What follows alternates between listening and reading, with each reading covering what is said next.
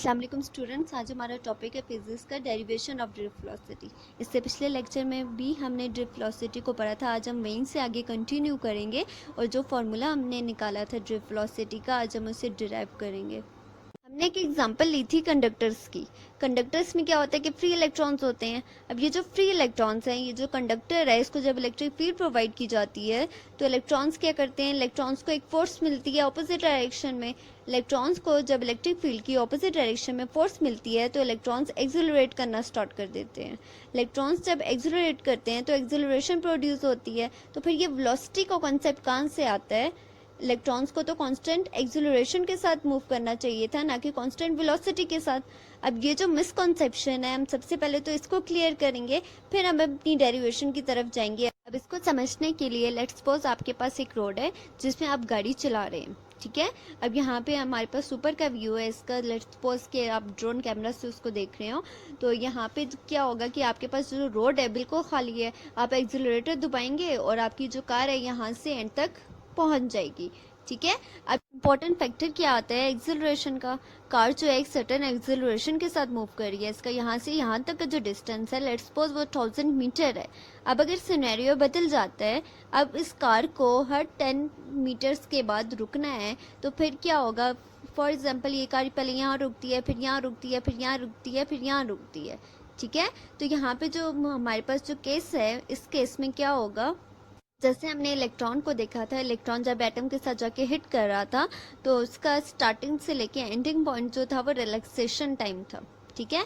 इसी तरह जब ये कार एक्सिलरेट करके जाके 10 मीटर्स के बाद रुकती है, फिर दोबारा एक्सिलरेट करती है, फिर 10 मीटर्स के बाद जाके रुकती है, फिर एक्सिलरेट करती है, फिर 10 मीटर्स के बाद जाके रुक जाती है, तो इसका जो टाइम है 10 मीटर्स का जो डिस्टेंस कवर कर रहा है वो 2 सेकेंड्स में कर रहा है। लेट्स सपोज वो 2 सेकेंड्स में 10 मीटर का डिस्टेंस कवर कर रही है कार, तो इसकी जो एवरेज वेलोसिटी होगी, लेट्स सपोज वो 5 मीटर पर सेकेंड होगी। लेट्स सपोज अगर आपने फाइंड आउट करना है कि कार कितने टाइम में 30 मीटर्स का डिस्टेंस कवर करती है, तो पहले जब कार एक्सिलरेट हुई तो उसने 2 सेकेंड्स में 10 मीटर्स का डिस्टेंस कवर किया। फिर जब एक्सिलरेट हुई तो फिर अगेन 2 सेकेंड्स में 10 मीटर्स का डिस्टेंस कवर किया। फिर एक्सिलरेट हुई तो फिर अगेन उसने 2 सेकेंड्स में 10 मीटर्स का डिस्टेंस कवर किया। तो जो टोटल टाइम हो गया वो 6 सेकेंड का हो गया। तो 30 मीटर्स का जो डिस्टेंस कार ने कवर किया है वो 6 सेकेंड में की है। जब आप 10 मीटर्स का डिस्टेंस कवर करेंगे तो आपको 2 सेकेंड्स लगेंगे। फिर जब आप 10 मीटर्स और चलेंगे आपको और 2 सेकेंड्स लगेंगे।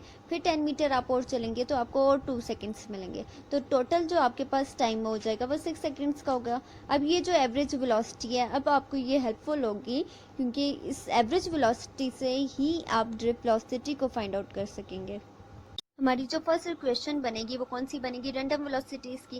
बिकॉज हमने क्या कहा था कि हमारे पास जो रैंडम वेलोसिटीज़ होती हैं उनको जो वेक्टर सम होता है वो 0 के इक्वल होता है। तो हमारी जो फर्स्ट इक्वेशन बनेगी वो कौन सी बनेगी? u1 plus u2 plus u3 up to un equals to 0। अब un यहाँ पे हमने क्यों लिखा है? क्योंकि हमारे पास तो nth नंबर ऑफ इलेक्ट्रॉन्स हैं। इलेक्ट्रॉन्स जस्ट 4 तो नहीं होते एक कंडक्टर में, इन्फिनिट होते हैं, इसलिए हम उसको किससे मेंशन करेंगे? un से। तो हमारी जो फर्स्ट इक्वेशन आई है वो रैंडम वेलोसिटीज़ की आई है। इसके बाद हमारे पास क्या आ जाता है? फोर्स। बिकॉज जब हमने कंडक्टर के साथ बैटरी लगाई थी, उसे इलेक्ट्रिक फील्ड प्रोवाइड की थी, तो क्या हुआ था कि इलेक्ट्रॉन्स पे फोर्स लगी थी इलेक्ट्रिक फील्ड की ऑपोजिट डायरेक्शन में। अब ये जो फोर्स है, ये फोर्स किसके इक्वल होगी? बिकॉज ये तो इलेक्ट्रिक फील्ड की ऑपोजिट डायरेक्शन में थी, तो आपके पास जो फोर्स है वो किसकी इक्वल आएगी? माइनस ई। अब यहाँ पे जो स्मॉल ई है आपके पास वो एलिमेंट्री चार्ज है, कैपिटल ई आपके पास इलेक्ट्रिक फील्ड है। अब यहाँ पे जो माइनस का साइन है वो क्यों लगा है? बिकॉज जो फोर्स और इलेक्ट्रिक फील्ड है ऑपोजिट डायरेक्शन में एक दूसरे के, ठीक है। जो इलेक्ट्रिक फील्ड है उसकी ऑपोजिट डायरेक्शन में फोर्स प्रोड्यूस हुई थी, फोर्स लगी थी, तो आपके पास जो साइन आएगा नेगेटिव साइन इसी वजह से आएगा, ठीक है। अब जो आपके पास इलेक्ट्रॉन की वेलोसिटी थी जब उसने एटम के साथ जाके हिट किया था, एटम के साथ हिट करने से पहले जो स्टार्टिंग पॉइंट पे उसकी वेलोसिटी थी वो u1 थी, ठीक है। फिर हिट करने से, एटम को हिट करने से पहले जो इसकी वेलोसिटी होगी वो u2 होगी, लेकिन जब एटम को हिट करने के बाद तो इसकी वेलोसिटी 0 हो जाएगी, लेकिन एटम को हिट करने से पहले जो इसकी वेलोसिटी होगी वो u2 होगी। अब ये जो इलेक्ट्रॉन था जो एटम के साथ जाके हिट कर रहा था, इसकी जो स्टार्टिंग पॉइंट पे जो वेलोसिटी होगी वो इनिशियल वेलोसिटी होगी u1, ठीक है। जब एटम के साथ जाके इसने हिट किया, हिट करने के बाद तो इसकी वेलोसिटी 0 होगी, लेकिन हिट करने से पहले जो इसकी वेलोसिटी होगी वो इसकी फाइनल वेलोसिटी होगी, ठीक है। इट्स मीन कि यहाँ पे एक्सिलरेशन बी प्रोड्यूस हो रही है which is equals to F/m, ठीक है। यहाँ पे मास की आपके पास मास ऑफ इलेक्ट्रॉन है, F आपके पास फोर्स है, सही। अगर हम सब इलेक्ट्रॉन्स की बात करें तो यहाँ पे हमारे पास जो फर्स्ट इलेक्ट्रॉन है उसकी जो इनिशियल वेलोसिटी थी u1 थी, ठीक है। जब उसने जाके एटम के साथ हिट किया तो एटम को हिट करने से पहले जो इसकी फाइनल वेलोसिटी बन रही थी रिलैक्सेशन टाइम तक एब्जॉर्ब होने से पहले जो इसकी वेलोसिटी होगी वो u1 + a τ1 होगी। τ1 की आपके पास जो फर्स्ट इलेक्ट्रॉन था उसकी रिलैक्सेशन टाइम आएगा। अब अगर हम यहाँ पे एक्सिलरेशन की जगह उसकी वैल्यू पुट कर दें तो हमारे पास इसकी वैल्यू क्या आ जाएगी, μ1 = u1 + a की जगह हमारे पास एक्सिलरेशन की जगह उसकी वैल्यू आ जाएगी F/m, ठीक है। एक्सिलरेशन की जगह हम F/m को डाल दें तो हमारे पास यहाँ पे फोर्स आ जाती है। फोर्स की वैल्यू अगेन हम ऊपर वाली इक्वेशन से फोर्स की वैल्यू डालें तो हमारे पास जो इक्वेशन बनेगी वो क्या बनेगी, μ1 = u1 + -e/m τ1। यहाँ पे हमारे पास ये इक्वेशन बन जाती है। अब एवरेज वेलोसिटी हमारे पास क्या आ जाएगी, फर्स्ट इलेक्ट्रॉन की एवरेज वेलोसिटी आती है हमारे पास u1 + v1/2 v average 2। Second electron की एवरेज वेलोसिटी हमारे पास आती है u2 + v2/2। अब nth टर्म की हमारे पास v एवरेज n की एवरेज वेलोसिटी क्या आती है u1 + v1/2। अब जब हम एवरेज वेलोसिटीज़ का सम लेंगे तो वो सम किसके इक्वल आएगा, ड्रिफ्ट वेलोसिटी के, बिकॉज जो ड्रिफ्ट वेलोसिटी होती है वो इन सब इलेक्ट्रॉन्स की एवरेज वेलोसिटीज़ का सम होती है, ठीक है। तो हमारे पास इक्वेशन क्या बनती है, V D drift = v average 1 + v average 2 up to v average n over nth term. N हम क्यों लिखते हैं, बिकॉज हमारे पास तो n number of free electrons हैं, ठीक है। वी एवरेज n हमने लिखा है विच मीन्स हमारे पास n फ्री इलेक्ट्रॉन्स हैं, n number of free electrons हैं।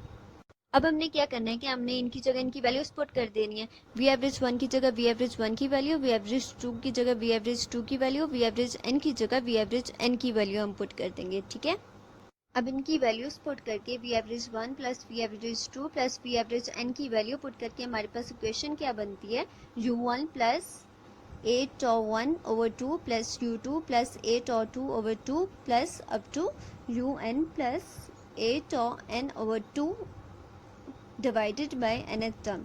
अब यहाँ पे हमारे पास ये जो इक्वेशन बनी हुई है इसको हम सेपरेटली करके लिखें तो u1 + u2 + up to un/n। अब ये जो टर्म है ये तो हमारे पास 0 के इक्वल आ जाएगी, क्योंकि इससे पहले भी हम डिस्कस कर चुके हैं कि हमारे पास जो रैंडम वेलोसिटीज़ हैं वो 0 के इक्वल हो जाती हैं, उनका जो वेक्टर सम है वो हमारे पास 0 के इक्वल आ जाता है, ठीक है। तो हमारे पास जो सेकेंड जो टर्म हमारे पास आती है a τ1 + a τ2 + up to a τn/2n, ठीक है। फर्स्ट टर्म तो हमारे पास 0 के इक्वल आ गई। सेकेंड टर्म में हमारे पास अगर ये को हम कॉमन ले लें तो हमारे पास ब्रैकेट में क्या बचता है, τ1 + τ2 up to τn/2n। अगर हम यहाँ से 2 को बाहर निकालते हैं तो हमारे पास जो ब्रैकेट में बच रहा है τ1 + τ2 up to τn/n, ये किसके इक्वल आता है हमारे पास, एवरेज रिलैक्सेशन टाइम के, बिकॉज हमारे पास जो τ1 है वो फर्स्ट इलेक्ट्रॉन का रिलैक्सेशन टाइम है, τ2 सेकेंड इलेक्ट्रॉन का रिलैक्सेशन टाइम है। जब हम इनका सम लेंगे तो हमारे पास वो एवरेज रिलैक्सेशन टाइम के इक्वल आएगा, ठीक है। तो हमारे पास इक्वेशन क्या बनती है, a/2 τ आ जाती है। अब यहाँ पे देखिए एक्सिलरेशन आती है हमारे पास, जिसकी वैल्यू हमारे पास गिवन थी, हमने पहले निकाल चुके हैं। तो हम उसकी वैल्यू जब इसमें डालेंगे इस इक्वेशन में तो हमारे पास क्या बन जाएगा, -e/m डॉट 1/2 τ। इसकी ये इक्वेशन हमारे पास किसकी इक्वल आ रही है, वी ड्रिफ्ट = -e/2m × τ। अब यहाँ पे ये जो हमारे पास ड्रिफ्ट वेलोसिटी की इक्वेशन है यहाँ पे ड्राइव हो जाती है which is equals to -e/2m × τ।